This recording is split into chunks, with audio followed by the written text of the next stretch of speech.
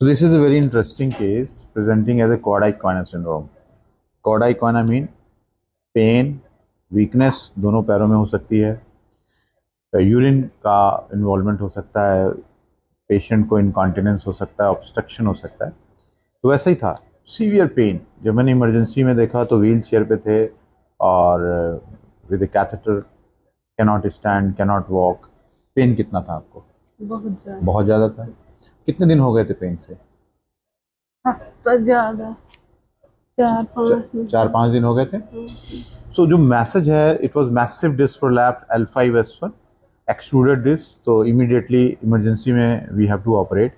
सारा का सारा फ्रैगमेंट निकाल दिया, पेन खत्म हो गया, चलना ठीक है। जो सबसे जरूरी बात यह है कि जब भी ब्लैडर का इन्वॉल्वमेंट हो इस इमरजेंसी, जैसे आपको यूरिन करने में प्रॉब्लम हो रही है, फोर्स नहीं लग रहा है, इसका मतलब ब्लैडर के फाइबर्स इन्वॉल्व हो रहे हैं, गो इमीडिएटली फॉर कंसल्टेशन। अगर सर्जरी की जरूरत डॉक्टर बताता है तो तुरंत कराएं।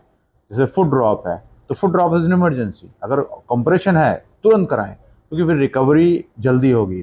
तो ब्लैडर के फाइबर्स लेट इन्वॉल्वमेंट होते हैं, कई बार क्वाड इक्वाइना सिंड्रोम में अर्ली होते हैं बिकॉज मैसिव फ्रेगमेंट होता है। So they comes early but they go late, काफ़ी देर में जाके निकलते हैं। तो धीरे धीरे खत्म हो जाएगा। चलना कैसा है? ठीक है, चल के दिखाइए हम। वॉक।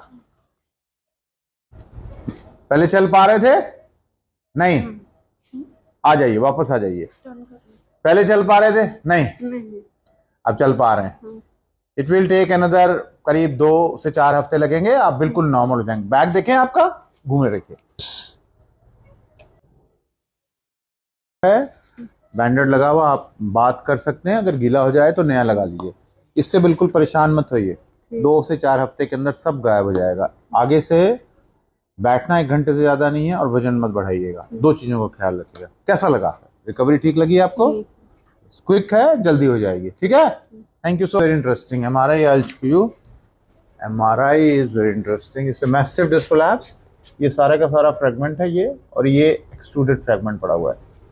तो एक्सियल कट्स में देखेंगे तो ये बल्ज दिखाई दे रहा है एंड ये फ्री फ्रेगमेंट है सारा का सारा ना, बियॉन्ड द फैसेट लाइन है। फैसेट लाइन यहाँ से जा रही है, इसको भी पार करता हुआ दिखाई दे रहा है।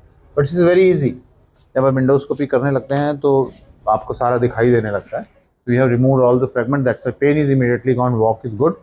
That's the beauty of endoscope. Majority of this issues आप इंडोस्कोप से कर सकते हैं, ट्रांसफोरामिनल अप्रोच से कर सकते हैं। लैटरल रीसेस को आप ट्रांसफोरामिनल कर सकते हैं एंड फोरामिनल को भी, स्टेनोसिस को भी आप ट्रांसफोरामिनल कर सकते हैं। So this was a case of extruded disc L5S1 leading to quad equina syndrome. Thank you so much.